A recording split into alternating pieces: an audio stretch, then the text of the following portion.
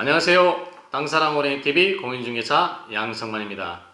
오늘은 22년도 4월 15일부 확 달라지는 농지법 개정안에 대해 설명드리고자 합니다. 21년도 LH 직원의 투기가 언론에 보도되면서 전 국민의 공분을 샀었는데요. 이로 인하여 정부에서 부동산 투기 근절 및 예방 대책을 발표하게 되었는데요. 개정안의 큰 골자를 보면 농지 투기 억제를 위해 취득 절차 및 사후관리, 불법 농지 취득에 대한 벌칙 등 제재를 강화하고 부당 이득을 환수하기 위한 농지 및 농업법인 제도 개선 내용이 주가 되겠는데요. 즉, 농업 취득 자격 심사를 강화하겠다는 것과 불법이 적발되면 처벌을 강화하겠다는 것이죠. 이로 인해서 49년간 농지 공적 장부로 기능해왔던 농지엄부가 농지대장으로 전환된다는 것입니다. 기농, 기촌 또는 농사를 짓고자 토지를 구입하시는 분들께 조금이나마 도움이 되셨으면 하는 바람으로 개략적인 설명을 드릴게요.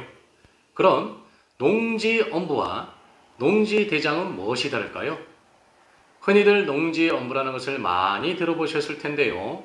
농지엄부란 농지 소유나 실태를 파악하여 효율적으로 관리하기 위해서 작성하는 장부로서 농업에 대한 정책을 세우고 자격 여부 등을 체크하기 위한 기본적인 문서로 활용이 되어지는데요.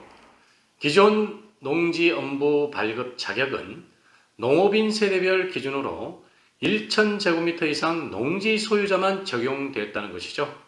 또한 농지 취득 자격 심사 시 농업경영계획서는 취득 면적과 노동력, 농업기계 등 확보 방안과 소유농지 이용 실태의 요식적인 절차로서 쉽게 농지를 취득할 수 있었다고 볼 수 있습니다. 하지만 농지대장으로 전환되면서 농지 취득 자격 심사가 강화된다는 것은 농지 취득이 그만큼 어려워진다는 뜻이겠죠. 그럼 농지대장이란 무엇일까요?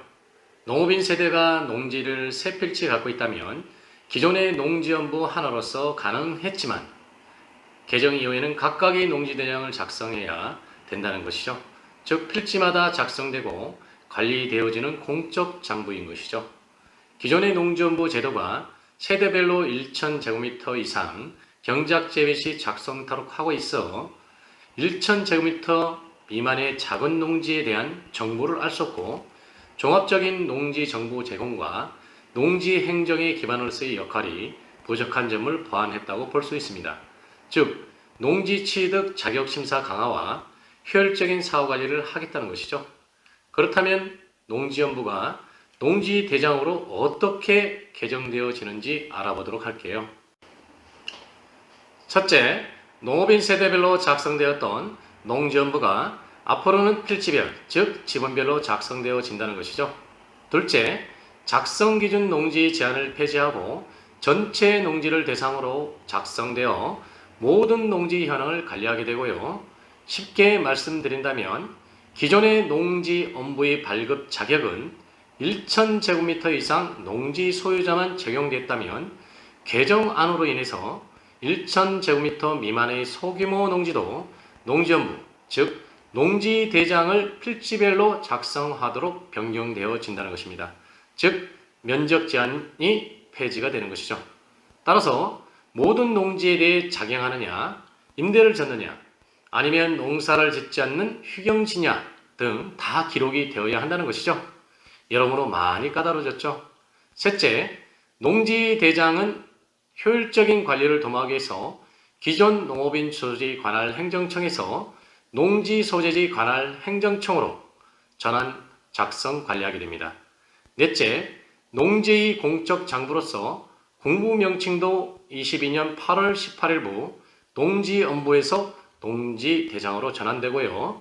다섯 번째, 기존 행정청이 직권으로 공부 작성을 했던 것을 농지법상 임대차 가능 농지의 임대차 계약이 체결, 변경, 해제되었거나 농축산물 시설을 설치하는 경우 등 그 변경 사유가 발생한 날로부터 60일 이내 변경 내용을 농지소재지 관할 행정청에 신고하여야 합니다. 즉 의무화됐다는 거죠. 또한 농지 임대차 계약 신고를 거짓으로 할 경우 500만 원 이하의 과태료, 신고를 하지 않을 경우에는 300만 원 이하의 과태료가 부과된다는 것이죠. 이렇듯 지요 개정사항을 개략적으로 알아봤고요. 실질적인 기농기촌과 농사를 짓고자 하시는 분들을 위해서 꼭 염두에 둬야 할 사항을 말씀드리도록 하겠습니다.